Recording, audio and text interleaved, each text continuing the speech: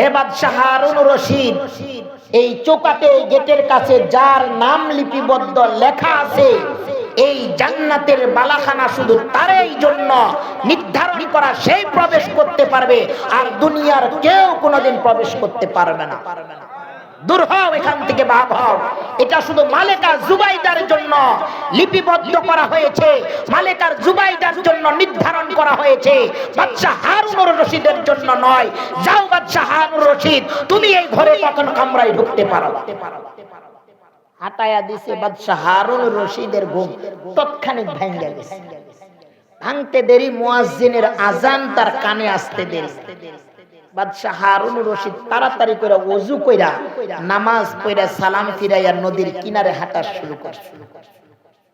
দেখতেছে একই জায়গায় একই স্থানে বাহলুল পাগল জানি কি জানি লিখতেছে। তাই জিজ্ঞাসা করলো, বাহলুল কি করো? জান্নাতের বালাখানা বানাই। কয় কি করবা? কয় কাস্টমার পাইলে বিক্রি করব। কয় টাকা দাম? কয় আপনি যদি খরিদ করেন, আপনার বাদশাহীর রাজত্বের 3 ভাগের 2 ভাগ আমার নামে দেবেন, আমি একটা জান্নাতের বালাখানা আপনার নামে দেব। বাদশাহ হারুন রশিদ বলছে, তুমি কি আজকে জান্নাতের বালাখানার দাম বাড়াই দিছো? কালকে একই জায়গায় একই স্থান থেকে আমার স্ত্রী জান্নাতের বালাখানা খরিদ করলো 1 দিরহাম টাকা, আর আজকে তুমি জান্নাতের দাম বাড়াই দিলা, কারণটা কি? বাহলুল পাগল মুচকি হেসে দিয়া বলছে, বাদশাহ আমি গাধা না, গাধা। আগে বলেন বাদশাহ, কালকে যে আপনার স্ত্রী মালেকা জুবাইদা জান্নাত খরিদ করেছে, জাইনা করেছে নাকি অজাইনা করেছে? আর আপনি যে জান্নাত খরিদ করতে আসছেন, জাইনা আসছেন না অজাইনা আসছেন? বাদশাহ হারুন রশিদ অবাক হয়ে গেলেন যে আমি ঘুমের তালে জান্নাত দেখলাম, এটা বাহলুল পাগল আমার চাকর, আমার কর্মচারী নদীর কিনারে থেকে বৈশা কিভাবে আমার স্বপ্নের কথা জানতে পারলো? এ কি অরিজিনাল আমার চাকর বাহলুল, নাকি এটা দুনিয়ার পাগল, নাকি আল্লাহর আসক্ত পাগল? বাদশাহ হারুন রশিদ বাইরে চলে গেলেন। যাওয়ার পরে কিছু চাকর উজিরে পাঠিয়ে দিলেন, যাও নদীর কিনারে একজন পাগল আমার চাকর বসে আছে, তারে গ্রেফতার করে আমার কামরায় আমার বাড়িতে নিয়ে আসো। নিয়ে গেলেন। নিয়ে যাওয়ার বলতেছে, বাহলুল বসো, তুমি কে, তোমার পরিচয় দাও। বাহলুল পাগল বললেন, আপনিও যে স্রষ্টার সৃষ্টির জীব, আমিও সেই স্রষ্টার সৃষ্টির জীব। আপনিও আল্লাহর বান্দা, আমিও আল্লাহর বান্দা। বলতেছে, আমি স্বপ্নে জান্নাত দেখলাম, তুমি কেমনে জানলা? এটা তোমাকে বলতে হবে। বাহলুল পাগল বলল, বাদশাহ আপনি এই বাগদাদ শহরে একজন প্রেসিডেন্ট, একজন বাদশাহ, একজন সরকার। আগে বলেন তো, আপনার কাছে যদি কেউ দেখা করতে চায়, একজন রিকশা চালক ব্যক্তি, আপনার কাছে সিরিয়াল নিতে লাগবে কয়দিন, আর দেখা করতে লাগবে কয়দিন? বাদশাহ বলল যে সিরিয়াল নিতে আনুমানিক 2 হইতে 3 মাস, আর দেখা করতে মাস 1.5। আচ্ছা, আপনি যদি ওই রিকশা চালকরে দেখা করতে চান, তাহলে টাইম কেমন লাগতে পারে? কই মন চাইবে দেখা করতে পারবো। এই যে তুমি নদীর কিনারে ছিলা, তোমারে আমি ধইরা নিয়ে আসে কথা বলতেছি।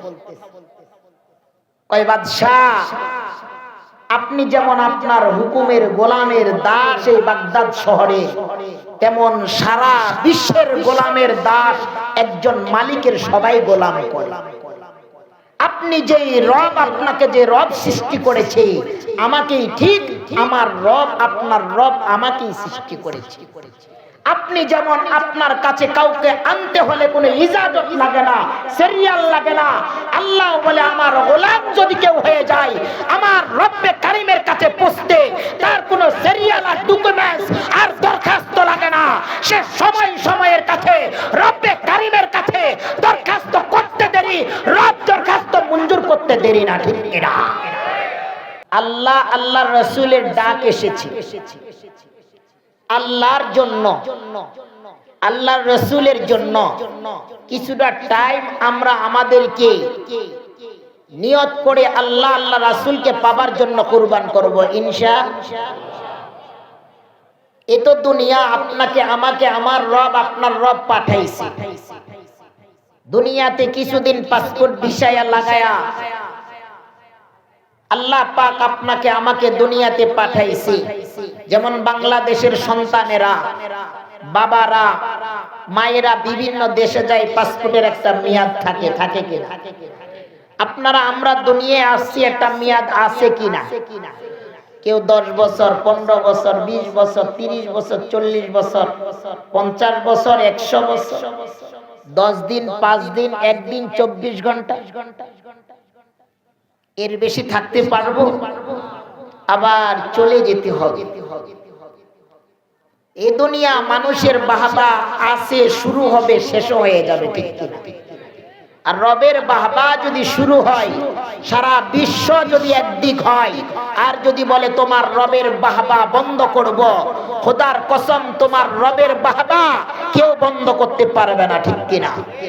এজন্য কেউ দেখে তোমাকে হাসবে, কেউ দেখে তিরস্কারি করবে, কেউ দেখে ঠাট্টা বিদ্রোহ করবে, কেউ হিংসা বিদ্বেষ করবে, কারো গাও গরম হবে, কারো হিংসা হবে, কারো দিকে তাকবার টাইম নয়। মুসলমান বসেছি আল্লাহর ডাকে, কথা থাকবে আল্লাহর জন্য, বসা থাকবে আল্লাহর জন্য, চাওয়া থাকবে আল্লাহর জন্য, আল্লাহর জন্য।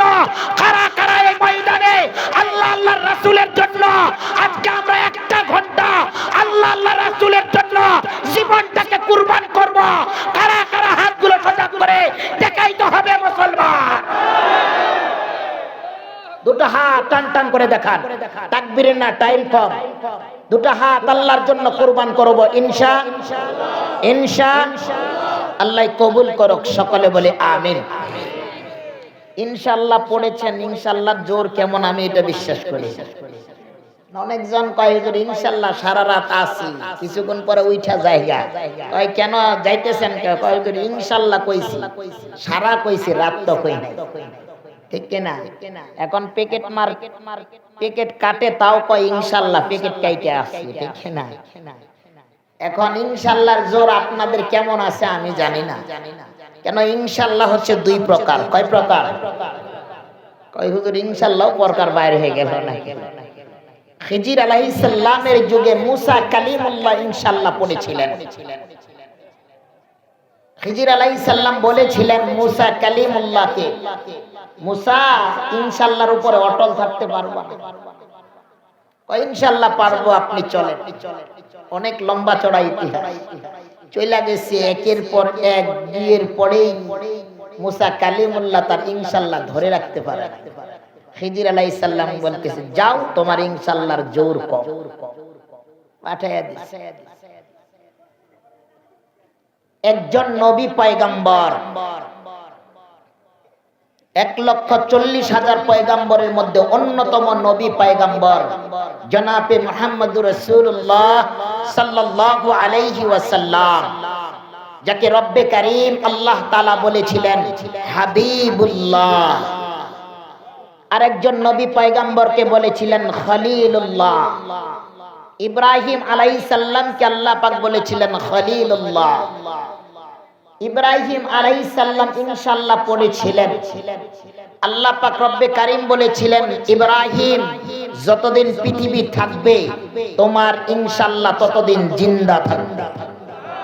এখন আপনারা কারা কারা ইব্রাহিম ইনশাআল্লাহ পড়েছেন, কারা কারা মুসা ইনশাআল্লাহ পড়েছিলেন জানি না। কারা কারা ইব্রাহিম ইনশাআল্লাহ হাতগুলো দেখান তো। আল্লাহ কবুল করুক, সকলে বলে আমিন। আমাদের ইনশাআল্লাহর উপরে অটল থাকার জন্য তৌফিক এনায়েত ফরমান, ঠিক কিনা? ইনশাআল্লাহর উপরে যদি অটল না থাকতাম তাহলে আজকে অপেল্লি ভাবে কোরআনের দাওয়াত দিতে পারতাম না, ঠিক কিনা? মুসলমানরা ইনশাআল্লাহর জোর সব জায়গায় দেখায় না, ঠিক কিনা? ইনশাআল্লাহর জোর যে জায়গায় দেখাইতে হয় মুসলমানরা ঈমানের টার্গেটে নিয়ে ইনশাআল্লাহর জোর এক তাকবীরে বাংলাদেশ থেকে হাজারো নাস্তিককে দূর করাই ছেড়েছে, ঠিক কিনা? মুসলমানদেরকে যখন ইনশাআল্লাহ বন্ধ করবার জন্য, ঈমানকে নষ্ট করাবার জন্য এক নাস্তিকরা দিনে রাতে 24টা ঘন্টা মেহনত করেছে, ঠিক কিনা? যেদিন মুসলমানদের দুর্বল একটা জায়গায় পাওয়ার সুযোগে সজল একটা সচ্ছল একটা জায়গায় হাত দিছিল, সেদিন মুসলমানরা বুঝতে পারে নাই। যখন বুঝতে পারছে, মুসলমানরা ইনশাআল্লাহ তাকবীরের ধ্বনিতে হাতের মুখের হাসি ফুটাইয়া ছেড়েছে। ঠিক কি? যেদিন মুসলমানদের করুণ অবস্থা ছিল, সেদিন মুসলমানদের মধ্যে করুণ দৃশ্য ছিল, করুণার আঘাত। প্রতি বাড়ি বাড়ি মহল্লায় করোনার এলান হয়েছিল। ঠিক কিনা? মায়ের করোনা সন্তান কাছে যায় নাই, বাপের করোনা মেয়ে কাছে যায় নাই, স্ত্রীর করোনা স্বামী কাছে যায় নাই, স্বামীর করোনা স্ত্রী কাছে যায় নাই। ঠিক কিনা? অনেক সময় অনেক বাড়িতে বাজারও ছিল না, চুলার আগুনও জ্বলে নাই। ঠিক কিনা? সেদিন মুসলমানদের একটা দুর্বল জায়গায়, মুসলমানদের সবল জায়গায় এক নাস্তিকের বাচ্চারা হাত দিছিল। ঠিক কিনা? সেদিন মুসলমানরা বুঝতে পারে নাই। মুসলমানরা যেদিন অসহায় হয়ে গেছে, তখন মুসলমানদের কোনো টার্গেট ছিল না। ঠিক কিনা? যখন মুসলমান বিপদে পড়ে, মুসলমান সেদিন টাকা পয়সা চায় না। ঠিক কিনা? সেই টাইমটাতে মুসলমান চায় এই বিপদ থেকে কেমনে বাঁচানো যায়। ঠিক কিনা? যেদিন করোনার আঘাত মুসলমানের ঘরে ঘরে, সেদিন মুসলমান কারো এই গদিগুলোর ভিতরে টার্গেট করে নাই। ঠিক কিনা? কারো টাকার দিকে লোভ লালসা করে নাই, কারো ক্ষমতা ছিনিয়ে নিতে চাই নাই, কারো বাহাদুরি দেখাবার চাই নাই, কারো শত্রুতা করতে চাই নাই। মুসলমান চেয়েছিল রব্বে কারিমের কাছে দোয়া করব আর সিজদা কইরা করোনার আঘাত থেকে বাঁচবার জন্য মুসলমান দিনে রাতে চিন্তা আর ফিকির করতেছিল। ঠিক কিনা? সেদিন মুসলমান ক্রন্দন করবে, কাঁদবে, রবের সেজদা করবে, রবের কাছে ঝুঁকে দোয়া করবে। সেদিন মুসলমানদের সেজদার জায়গাগুলো পর্যন্ত এক নাস্তিকের বাচ্চারা তালা ঝুলিয়ে দিয়েছিল। ঠিক কিনা? সেদিন মুসলমান বুঝতে পারে নাই, অজুহাত দেখাইছে করোনার জন্য তোমাদেরকে একত্রিত হওয়া যাবে না। আরে মুসলমান, করোনার আঘাতে কারা মারা গেছে, ডেঙ্গু জ্বরে কারা মারা গেছে, যাদের মৃত্যু আল্লাহ লিখে রাখছে ঠিকই তারা মারা যাবে। ঠিক কিনা? আর তোমার আমার মৃত্যু একদিন হবেই। প্রত্যেকটা মুসলমানদের সতর্কের বার্তা নিজেই জানে। ঠিক কিনা? কিন্তু মুসলমান সেদিন মসজিদে যাবে, মসজিদে যায় 2 রাকাত নামাজ পড়ে রব্বে কারিমের কাছে কাঁদবে, তখন সেদিন মসজিদগুলোতে ঢুকতে দেয় নাই। ঠিক কিনা?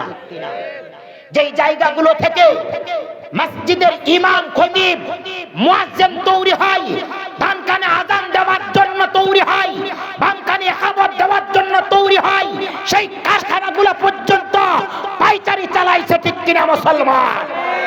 আরে মুসলমান, সেদিন মুসলমান কারো গদির দিকে টার্গেট করে নাই, কারো দিকে হিংসার দিকে চোখে তাকাই নাই। মুসলমানদের একটাই টার্গেট ছিল যে আমাদের এত বড় বিপদের টাইমে কেউ নাই, একমাত্র রব্বে কারিমের কাছে আমরা দোয়া করব। কিন্তু মুসলমান যখন মুসলমানদের ঈমানের প্রতি আঘাত এনেছে, আল্লাহ পাক রব্বে কারিম এক ঈমানদার উপরে দায়িত্ব দিয়ে দিয়েছে, যাও ঈমানদাররা, তোমাদের ঈমানের উপরে আঘাত আনতেছে নাস্তিকেরা, তোমরাও ঘর ছাড়ো, বাড়ি ছাড়ো, বিছানা ছাড়ো, গদি ছাড়ো, ছাইরা তোমরা রাত পড়াবে স্লোগানের নারায়ে তাকবীর ঈমানি দায়িত্ব নিয়ে তোমরা এগিয়ে যাও, তোমাকে বিজয়ের মালা পরিয়ে দেব ইনশাআল্লাহ। মুসলমান রাস্তায় নেমেছে, মা কেঁদেছে, সন্তান কেঁদেছে, বাবা কেঁদেছে, হাজারো জনতা কেঁদেছে, জেনারেল শিক্ষকরা কেঁদেছে। আল্লাহ পাক রব্বে কারিম চোখের পানির বদৌলতে প্রতিটা মুসলমানের ঘরে ঘরে, প্রতিটা মুসলমানদের মুখে মুখে সুন্দর হাসি টিকায়া দিছে। ঠিক কিনা? এজন্য মুসলমান প্রতিটি মুসলমানদের হাসিকে টিকে রাখবার জন্য, প্রতিটি মুসলমানকে ঈমানি দাওয়াত দেওয়ার জন্য, প্রতিটি মুসলমান প্রতিটি এলাকায়, প্রতিটি মহল্লায় প্রতিটি মুসলমানদের ঈমানি দায়িত্ব টিকবার জন্য আপনার আমার সবারই দায়িত্ব। ঠিক কিনা? এই জন্য যদি বলে উনার দায়িত্ব আমার না, না মুসলমান, এটা আমাদের সবারই দায়িত্ব। সবাইকে আমাদেরকে ঈমানি দায়িত্ব আদায় করতে হবে। ঠিক কিনা? মুসলমান এতটুকু করব, আমি বলতে চাই না যে কে কি করতেছে এদিকে বলার দরকার নাই আমার। তোমরা করো, তোমাদের সন্তানকে তোমরা যা ইচ্ছা তাই করো, তোমাদের মেয়ে ছেলেকে তোমরা যা ইচ্ছা তা করো, ডাক্তার বানাও, এমবিবিএস বানাও, তোমাদের ছেলেকে ইঞ্জিনিয়ার বানাও, আর্মি বিডিআর সেনাবাহিনী বানাও, সমস্যা নাই। তুমি যে দল মন সে দল করো, দরকার নাই। কিন্তু মুসলমান একটা জিনিস টিকাই রাখবা, তোমরা দল করো আর যাই করো না কেন, যে দিকে যাও না কেন, তোমার মায়ের ভক্ত হও না কেন, তোমার বাবার ভক্ত হও না কেন, তুমি গদু দখল করো না কেন, কিন্তু নিজের ঈমানকে বিসর্জন দিয়া কোন দেশ ছেড়ে কোন দেশ প্রেমিককে কখনো আগায়া দিবেন না, ঠিক কিনা? ঈমানি দায়িত্ব তোমাদের মুসলমান, তোমার ঈমানকে টিকাই রাখতে হবে, তার সামনে তোমাদেরকে অগ্রসর হতে হবে, ঠিক কিনা? এই জন্য যে যা করি না কেন, আমাদের প্রতিটি মুসলমানদের দায়িত্ব, আমাদের কবরের চিন্তা আমাকে করতে হবে, আপনাদের কবরের চিন্তা আপনাদেরকে করতে হবে। সবার কবরে সবাইকে যেতে হবে। তোমার কবরে কেউ যাবে না, তোমার ভাই যাবে না, তোমার বোন যাবে না, তোমার বাবা যাবে না, তোমার দাদা যাবে না, তোমার খালা যাবে না, তোমার ফুপু যাবে না, কেউ যাবে না, তোমার নেতা যাবে না, নেত্রী যাবে না। তোমার কবরে তোমাকে যেতে হবে, তোমার কবরের আযাব তোমাকে ভোগ করতে হবে, তোমার কবরের সওয়াল জবাব তোমাকে করতে হবে। এই জন্য যে যা করুক না কেন, আমাদের কবরের চিন্তা আমাকে করতে হবে, ঠিক কিনা? এই জন্য আল্লাহ পাক রব্বে কারীম প্রতিটি মুসলমান নরনারীকে আল্লাহ পাক কবরের চিন্তা চেতনা আল্লাহ পাক যেন আমাদের দেমাকে, আমাদের ব্রেনকে আল্লাহ পাক ফিট করে দেখ। সকলে বলে আমিন। এই দুনিয়া এসেছি, চলে যাব, আমরা তো এই দুনিয়া পাইছি আর মনে করতেছি বিশাল দুনিয়া। আর কি লাগে? মনে মনে ভাবি আহারে দুনিয়া, এই দুনিয়ায় ভাইবা মনে করছি লাইফ ইজ নট রোজ। কিন্তু আল্লাহ পাক বলছে কুল্লু নাফসিন যায়কাতুল মাউত, ডেট কনসিডারস নো টাইম, ইহদিনাস সিরাতাল মুস্তাকিম ইলগটিল স্প্যান্ড। মুসলমান এতটুকু খেয়াল করো, তুমি জন্মের পরে তোমার ডান কানে আজান হয়েছে, বাম কানে ইকামত হয়েছে, মৃত্যুর পরে তোমাকে চিরতরে বিদায় দিবে সালাত আদায় কইরা, আল্লাহর কোরআনের শব্দ ওয়ার্ডগুলো বাক্যগুলো পয়রা পয়রা। আপনি এই জিন্দা অবস্থায় জন্ম থেকে মৃত্যুর আগ পর্যন্ত যত টাকা পয়সা গাড়ি বাড়ি যত বাহাদুরি দেখাইছো, একটা জিনিসও তোমার কবরে নিতে পারবা? তোমার সুন্দর একটা পোশাক নেওয়ার আল্লাহ তাআলার কাছে কোনো ইজাজত নাই, ঠিক কিনা? সামান্য তোমার ঘরকে একটু বাড়াবারও কারো কোনো অধিকার নাই, ঠিক কিনা? তুমি স্বর্ণের সন্দুক বানায়া ঢুকে থাকবা।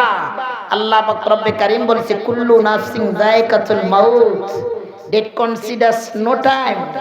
তোমার কোনো টাইম টেবিল কিছু নাই। আমি রব যদি ডাক দেই তোমাকে, সাথে সাথে আমার ডাকে সাড়া দিতে হবে। এই জন্য এ দুনিয়া থাকার জন্য আসি নাই, এসেছি কয়েকদিনকার জন্য। এই কোরআনের মাহফিলটা প্রতিদিন থাকবে না, এখান থেকে কেউ কিছু নিতে পারবে, কেউ কিছু না নিয়ে জিরো হাতে চলে যাবে, ঠিক কিনা? আগের এরকম দিন জামানা সব ছিল। যেমন অন্যতম একজন বাদশাহ ছিল, বাদশাহ হারুনুর রশিদ, নাম শুনছেন? অনেক বড় ক্ষমতা, বাদশাহী রাজত্ব, প্রেসিডেন্ট তিনি একজন। তিনি যখন বিয়ে করবে, সব থেকে মক্কা নগরীর ভিতরে ধনাত্ম নারী, সুন্দরী নারী, যার নাম মালিকা জুবাইদা, বিয়ের প্রস্তাব দিলেন, যাও মালিকা জুবাইদাকে আমার জন্য বিয়ের প্রস্তাব দাও। চলে গেছে, ও মালিকা জুবাইদা, আপনাকে বাদশাহ হারুনুর রশিদ বিয়ে করতে চায়, আপনি বিয়ের প্রস্তাবে কি রাজি আছেন? বাদশার এক চাকর ছিল, যার নাম ছিল বাহলুল পাগল। কয়টা নাম? তিনটা নাম মনে রাখবেন, বাদশাহ হারুনুর রশিদ, মালিকা জুবাইদা, বাহলুল পাগল। বাহলুল পাগল যখন মালিকা জুবাইদাকে বিয়ের প্রস্তাব দিছে, ও মালিকা জুবাইদা, বাদশাহ হারুনুর রশিদ আপনাকে বিয়ে করতে চায়, আপনি কি বলেন? মালিকা জুবাইদা কয়, আমি বিয়ে করব, কিন্তু আমার একটা চাওয়া আছে। কয়, কি চাওয়া? ওই এই মক্কা থেকে, এই বাগদাদ শহর থেকে মক্কা নগরী পর্যন্ত একটা পানির নহর কেটে দিতে যদি তোমার বাদশা পারে, তাহলে তোমার বাদশাকে আমি বিয়ে করব। তো বলছে এটার কারণটা কি? ওই বাগদাদ শহর থেকে পানির নহরে, পানির ড্রার ভিতরে পানি যাবে, আর মক্কা নগরীর মানুষেরা হাজিরা আইসা ওযু করবে আর কাবা তোয়াফ করবে। আস্তে কোন সুবহানাল্লাহ, গুনাহ হইব। কেউ কয় কি বউয়ের কম্বলের নিচে যায় কম, ঠিক কিনা? নিয়ত ভালো না খারাপ? আপনারা এখানে বসছেন, নিয়ত ভালো না খারাপ? কার জন্য বসেছি? আল্লাহ আল্লাহ রাসূলের জন্য বসেছি। মালিকা জুবাইদা যখন এই প্রস্তাব দিছে, এখনো সেই নহরের নালা এখনো প্রকাশ্যে ভাবে দেখা যায়। আমি কিছুদিন আগে হাইটা হাইটা দেখে আসছি। মুআল্লিম সাহেব বলে, নুরি সাহেব যায়েন না, দেখা যায়, বয়ান তো করি, একটু দেখা যায়, পড়ছি কিতাব আদিতে। আল্লাহু আকবার। মালিকা জুবাইদার সেই নহর এখনো আছে, এই নহরের ওয়াল। বাদশা হারুন রশিদ বলছে, ব্যাপার হইল, আপনি যেহেতু আমারে বিয়ে করবেন আর আপনাকে যেহেতু আমি বিয়ে করব, আপনি শুধু এই নহর কেটে চাইছেন, যাও সমস্ত কাজের মানুষের লাগাই দিছি, তোমরা নহর কাটার শুরু করো। নহর কাইটা ফালাইছে। কাটানোর পরে মালিকা জুবাইদার সাথে বাদশা হারুন রশিদের বিয়ে হয়। বিয়ে হওয়ার পরে স্বামী স্ত্রী তো কিছু আদান প্রদান আছে, আছে কিনা? এটা আমাদের কথা না, কোন বাংলা, অঙ্ক, ইংরেজি, ফার্সি, উর্দুর কোন কথা না। কোরআনে কারীমের ভিতরে আল্লাহ পাক আয়াত করেছেন, নিসা আকুম হারসুল লাকুম ফাতু হারসাকুম। যে স্বামী স্ত্রী বিয়ের পরে কিছু লেনদেন আছে, হক আছে, প্রকাশ্যে বলি না, অনেক ছোট ছোট বাচ্চারা আছে, ঠিক কিনা? তো স্বামী স্ত্রী রাত্রি যাপন করার পরে বিকাল টাইমে হাঁটার জন্য নদীর কিনারে গেছে। মালিকা জুবাইদা সামনে হাঁটে, বাদশা হারুন রশিদ পিছনে হাঁটছে। তো দেখতেছে নদীর কিনারে বালুর ভিতরে বাদশা হারুন রশিদের কর্মচারী চাকর বাহলুল পাগল কি জানি বানাইতেছে। মালিকা জুবাইদা যায় জিজ্ঞাসা করছে, বাহলুল কি করা? কয় জান্নাতের বালাখানা বানাইতেছে। কয় জান্নাতের বালাখানা বানায়া কি করবা? কয় কাস্টমার পাইলে বিক্রি করব। মালিকা জুবাইদা বলছে, কয় টাকা দাম? কয় 1 দিরহাম টাকা দাম। কেউ যদি 1 দিরহাম টাকা দেয় তাকে আমি একটা জান্নাতের বালাখানা দিই। মালিকা জুবাইদা আসলা থেকে টাকা বাইর করে বলছে, এই যে বাহলুল নাও। বাহলুল সাদা হাতটা উঁচা করে শাহাদাত আঙ্গুল দিয়ে রেখা টানে বলল, ও মালিকা জুবাইদা, এই জান্নাতের বালাখানা আপনার। আর একটু আস্তে কোন সুবহানাল্লাহ। বাদশা হারুন রশিদ আর মালিকা জুবাইদা টাকা দিয়ে সামনে হাঁটা শুরু করছে। বাদশা হারুন রশিদ আসছে, জিজ্ঞাসা করে, বাহলুল কি করা? জান্নাতের বালাখানা বানাইতেছি। কি করবা? কাস্টমার পাইলে বিক্রি করব। কয় টাকা দাম? কয় 1 দিরহাম টাকা দাম। দূর পাগল, জান্নাতের বালাখানার দাম এত কম দাম? চলে গেছে ভেটকায়। দুই স্বামী স্ত্রী বাড়ির দিকে গেছে। এশার নামাজের পরে দুই স্বামী স্ত্রী ঘুমায় গেছে। ঘুমন্ত অবস্থা বাদশা হারুন রশিদ স্বপ্নে দেখতেছে সুন্দর একটা মনোরম পরিবেশ, এত শান্তির একটা পরিবেশ। বাদশা হারুন রশিদ বলছে, আমি বাগদাদ শহরে যতদিন প্রেসিডেন্ট ছিলাম, যতদিন বাদশাহী চালাইছি, এরকম সুন্দর মনোরম পরিবেশ আমি কোনোদিন আমার জীবনেও কোনোদিন দেখি না। তিনি হাঁটতে হাঁটতে আরেকটু সামনে গেলেন। যাওয়ার পরে দেখতেছে যে বাদশা হারুন রশিদ আরো সুন্দর পরিবেশ দেখছে। দেখার পরে শেষের দিকে দেখতেছে কিছু কিছু বালাখানা দেখা যায়, রুম দেখা যায়, কামরা দেখা যায়। প্রতিটা কামরার গেটে গেটে কি জানি লিপিবদ্ধ করা নাম লেখানো আছে। বাদশা হারুন রশিদ স্বপ্নের যুগে সেই ঘরগুলোর কাছে গেলেন। যাওয়ার পরে দেখতেছে এক বালাখানার গেটের কাছে লেখা আছে মালিকা জুবাইদা। বাদশা হারুন রশিদ বলে, আহারে, আমার বিবির নাম লেখা আছে, তাহলে এটা আমার বিবির এই ঘর। কিছুক্ষণ করে গেটের কাছে গেছে, এই গেটে ঢুকবে, ইতিমধ্যে গেটের দারোয়ান বলে, দাঁড়াও। কোথায় যাও? আমি দেখলাম গেটের মধ্যে চৌকাটে লেখা মালিকা জুবাইদা। মালিকা জুবাইদা আমার স্ত্রী, আমার আহালিয়া, আমার ওয়াইফ, আমার বিবি। আমার বিবির যেহেতু ঘরে লেখা, চৌকাটে লেখা, গেটে লেখা, তাহলে আমার বিবির এই ঘর, এই জন্য একটু দেখতে যাচ্ছে ঘরটা। দারোয়ান বলে, দাঁড়াও। মালেকা জুবাইদা তোমার কি দুনিয়ার স্ত্রী নাকি আখিরাতের স্ত্রী? বাদশাহ হারুন রশিদ চুপ হয়ে গেছে। বলতেছে, হে বাদশাহ হারুন রশিদ, এই চৌকাটে গেটের কাছে যার নাম লিপিবদ্ধ লেখা আছে, এই জান্নাতের বালাখানা শুধু তারই জন্য নির্ধারণ করা, সেই প্রবেশ করতে পারবে, আর দুনিয়ার কেউ কোনোদিন প্রবেশ করতে পারবে না। দূর হও এখান থেকে, ভাব হও। এটা শুধু মালেকা জুবাইদার জন্য লিপিবদ্ধ করা হয়েছে, মালেকার জুবাইদার জন্য নির্ধারণ করা হয়েছে, বাদশাহ হারুন রশিদের জন্য নয়। যাও বাদশাহ হারুন রশিদ, তুমি এই ঘরে কখনো কামরায় ঢুকতে পারো। হাঁটায়া দিছে, বাদশাহ হারুন রশিদের ঘুম তৎক্ষণিক ভেঙে গেছে। ভাঙতে দেরি, মুয়াজ্জিনের আজান তার কানে আসতে দেরি। বাদশাহ হারুন রশিদ তাড়াতাড়ি করে ওযু কইরা নামাজ পড়া সালাম ফিরাইয়া নদীর কিনারে হাঁটা শুরু করছে। দেখতেছে একই জায়গায় একই স্থানে বাহলুল পাগল জানি কি জানি লিখতেছে। তাই জিজ্ঞাসা করলো, বাহলুল কি করো? জান্নাতের বালাখানা বানাই। কয় কি করবা? কয় কাস্টমার পাইলে বিক্রি করব। কয় টাকা দাম? কয় আপনি যদি খরিদ করেন, আপনার বাদশাহীর রাজত্বের 3 ভাগের 2 ভাগ আমার নামে দেবেন, আমি একটা জান্নাতের বালাখানা আপনার নামে দেব। বাদশাহ হারুন রশিদ বলছি, তুমি কি আজকে জান্নাতের বালাখানার দাম বাড়াই দিছো? কালকে একই জায়গায় একই স্থান থেকে আমার স্ত্রী জান্নাতের বালাখানা খরিদ করলো 1 দিরহাম টাকা, আর আজকে তুমি জান্নাতের দাম বাড়াই দিলা, কারণটা কি?